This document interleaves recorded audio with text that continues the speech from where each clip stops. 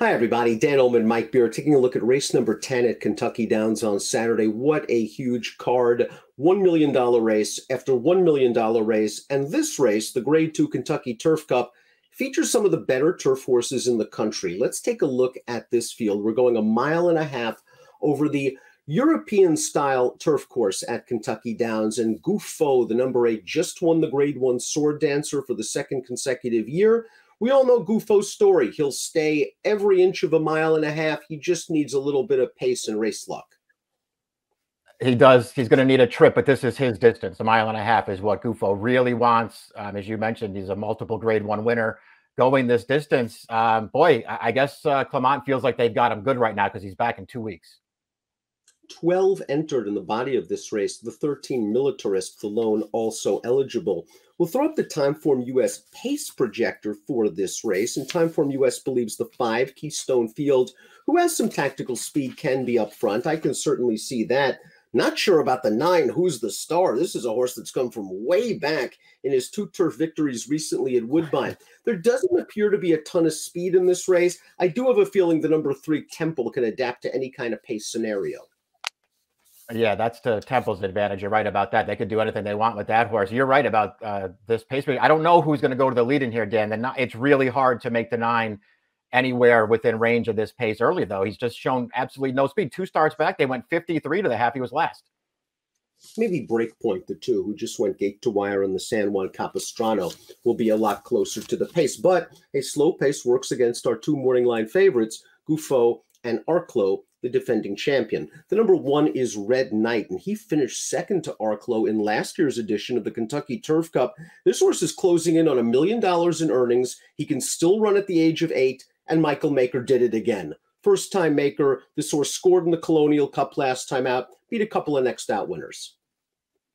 Yeah, he ran really well in that race. I mean, I don't think that field was as tough as this one, but man, did he look good winning that race. As an 8-year-old off of a pretty long layoff there, he just looked absolutely no worse for wear, Dan. He always traveled strongly in that race. They came to the outside around the final turn. He won that race very easily, and he's, to me, clearly good enough to beat this field. I think he's a pretty dangerous horse at 15-1 on the line.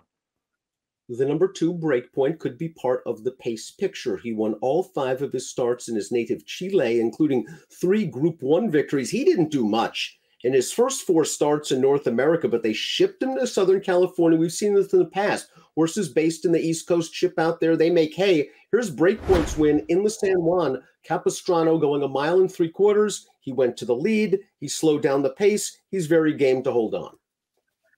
Yeah, he's going to manage to dig in here and get the job done. I don't know. This isn't a performance that blew me away by any stretch of the imagination. I didn't like any of his 4 prior starts after he arrived from South America. And this is just a totally different kind of a race here, Dan, going 1 3/4 miles against that field. To me, this horse was almost impossible to make, but it'll be a good price if you like it.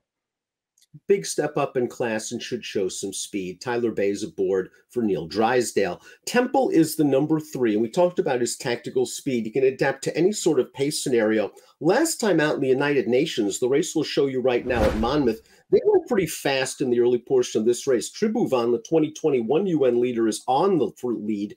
Temple was able to get to the outside after being outrun a bit early, and he comes with his usual kick to finish 3rd. This race produced 3 next out winners, and Gouffo was a non-threatening 5th. We'll see him get into the picture late. Yeah, Gouffo was never involved in this race for whatever reason. It wasn't his best performance. Temple, as far as I could tell, overall got a really good trip in that race, Dan. He was away from the pace, but he wasn't too far away. Aside from a little bit of an awkward break from the gate in that race, I thought everything worked perfectly for him, and I just didn't really see him as any kind of a real threat in that race, despite getting a good trip. I don't know. I know he's run a big race or 2 in his life, and I love his tactical speed for this race, but I feel like if a few of these others show up with their good race, I don't think Temple can beat them. I have a sneaking suspicion that the number 4 Arclo's trainer, Brad Cox, has been pointing for this race all along with the 8-year-old Arclo. Again, this is a horse that's earned over $3 million in his career. He won this race last year. He was away for a long time, and he returned last time out in the Bowling Green at Saratoga. This is about a 9-month layoff, and you just see him mired in traffic down towards the inside at the back. He gets to the outside, and he really fires on home. I have a feeling this is the race they've been pointing to. The Bowling Green was a prep, and he probably wins if he gets a clear trip. Yeah, he was probably best in this race, and it just didn't work out for him in the trip department. He still ran really well, though. And it's nice to see an 8-year-old come off the layoff and show that they still have it. He ran great in that race. They've run him in this race the last 4 years. He's won it twice. He's run second twice. One of those losses, he had a brutal trip, and he was probably best. I think you're right, Dan. They were pointing for this race. I wonder if Michael Maker has the 5 Keystone Field in here to at least ensure a little bit of pace for horses like the number 1 Red Knight, an uncoupled stablemate. Keystone Field's going to be returning to turf. He's okay on the dirt. He's okay on the turf. The problem is thus far he's just been okay. He really has to pick up his game. Yeah, I mean, maybe he'll really like the 1.5 miles. I don't know, Dan. Or maybe he'll really like this Kentucky Downs turf course, which can be weird, and some horses handle it and some don't. Otherwise, he's almost impossible to make a case for. The last turf win was in a 25 claimer. Maker also has Glynn County, and he would appreciate it if the 5 Keystone Field goes right to the lead. My one concern with Glynn County is, to me, he seems like the type of runner that runs to the level of his competition. He was 3rd in this race in 2021. He's run some big races against grade stakes competition, but then you drop him into a 3rd level allowance last time out at Saratoga, and he kind of runs to the level of his competition. He was 3rd again. The pace didn't exactly work out for him in that race. Yeah, that was the winner just got control there. Actually ran a pretty fast race in Glynn County while trying to rally. He was trying to rally off of a pretty good trip there. He got to save a ton of ground. He had room along the hedge through the stretch, and he did his best with it to finish 3rd. I like this horse. I just don't like him that much in this race. I think you can make some excuses for the number 7 Admission Office's last 2 races. 2 back in the Grand Couturier at Belmont, there wasn't a lot of pace. Now, granted, he didn't run very well in that race, but I think this is the kind of horse, as he's gotten older, it helps when you give him a little bit of a setup. And last time out, I'm not going to hold anything against horses that run poorly at Churchill Downs over that spray-painted turf course in the Arlington Million. So I think you can take those races with grains of salt. And he did look good coming off the layoff at Churchill 3 back. He did. I like that win off the long layoff. You're right about his race 2 back. He had no chance in there. I'll just put a line through that Churchill race last time. And if you go back through his PPs, he's a horse who's perfectly capable of getting this distance. He has races that make him a real contender here. He's beaten Arclo in the past going 1.5 miles. There's plenty to like about this horse. Gufo is one of the horses to beat and probably the deserving morning line favorite. He just won this race, the Sword Dancer, 2 weeks ago, as Mike mentioned. It's the 2nd year in a row he won the Sword Dancer, and he got a great setup in this race. Tribuvant set a legitimate pace. Gufo settled near the back. He swings to the outside, and he pretty is comfortable running down these horses at the end. He got blinkers once again for this race. He always seems to run well with blinkers. I can understand anyone that looks at Gufo, though, and says this. He's 7-5. He's been had before, and he also has to navigate this sort of quirky course condition in a race where there might not be an ideal pace scenario. Yeah, one of the horses in there who's never run at the Kentucky Downs turf course, and that can be a problem for some horses, especially when you're going to be asked to take a really short price like you are. Is Gufo the best horse in this race going 1.5 miles? He may very well be, Dan, but his edge is not a huge one, and I think there are enough questions to not want too short a price on him. Who's the Star looked like he was going nowhere fast for Mark Casse, and Casse put this horse on turf 2 starts back, and Who's the Star has found what he wants to do. He won going 1.25 miles 2 back, and then he won the Niagara last time out. Now, the Niagara, a much weaker field than the one he's going to be facing on Saturday at Kentucky Downs, but he swings to the outside here, and he runs these horses down, and he had a lot of work to do at the 3/16. Yeah, he really did. He had an awful lot of ground to make up here, and he is going to get the job done. This race it looks kind of similar to the win 2 starts back in the allowance race, Dan. He just sat out of it, came wide, and he just kept coming through the stretch. He's not flying, but he just keeps making up ground. He gets there at the end. I like both of his turf races. I had a tough time talking myself into it against this field.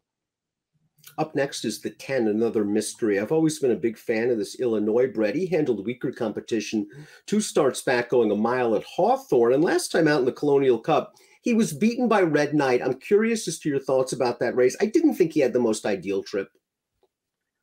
He didn't have the most, I will grant you that he didn't have the most ideal trip. I still felt like he was in it through the stretch with a chance to win it. And I don't know, to me, he just wasn't as good as Red Knight. He's another horse. I have a lot of respect for this horse. I just feel like this is a really, really tough race for a horse like him. The 11 is Rogue Element. Adam Beskiza aboard, 30-1 on the morning line. Now, the last time this horse ran on the turf was 3 starts back. He got a great pace scenario, and he ran down a group of starter allowance horses. I'm assuming that's going to be the plan here. Take him back and hope for the right setup. The problem is you also have horses with a similar running style like Gufo and Arclo who are probably just better than he is. Yeah, not the best closer in the race by any stretch of the imagination. So he's just going to need a lot of help if he's going to be anywhere around this thing at the end. Highest Honors is the number 12 for Chad Brown, and we're going to watch his most recent start, the Grand Couturier. And again, that was a race where there just wasn't a lot of pace. Highest Honors got right up close. He's in between horses. And I know the winner of the race, Channel Maker, is a very good horse. And the runner-up, Soldier Rising, came back to run third in the Sword Dancer behind Gufo with a 98 buyer. Just couldn't see the excuse for Highest Honors. Yeah, you couldn't see the excuse because he didn't have one. He got a good trip here. He's just not good enough for the 1-2 finishers in this race. And that's a Mission Office who was trying to close into nothing there, who almost got by him at the end, too. I don't know. This horse has been okay on turf, Dan. And he's another one. He's probably going to be a fair price in here, so I'm not going to knock him too hard, but I don't really like any of his races. And Militarist, the 13, is the also eligible. He'd be taking a big step up in class and distance if he gets into the body of the race. Top pick time for the Grade 2 $1 million Kentucky Turf Cup. I'm kind of going with your pick and my pick in here, Mike, and I probably should have put Arclo on top because he might be a slightly better price, and I do think the connections have been pointing to this race. I think if Gufo fires his best shot, he might just be better than these horses, but I got to get a better price in the morning line, and I'm not sure I'm going to get it. Yeah, that's why I took Arclo, too. I think just the fact that Gufo's in here makes Arclo a little bit of value in this race, I think. So I'm happy to take him in here. I liked his return from the layoff. He likes this turf course. He always runs well when they ship him down here to Kentucky Downs. And, you know, I think if he's anywhere around that morning line, he's viable in this race. I almost put Red Knight on top, Dan. He's going to be a great price in here, and I do not think he's overmatched. No, we both have Red Knight in here. Plus, he's proven to be very effective over this course, and he came back very well last time out. You could use him at a price to be sure. 4187 for Mike, 8413 for me. Grade 2 Kentucky Turf Cup. Huge card at Kentucky Downs on Saturday. Best of luck.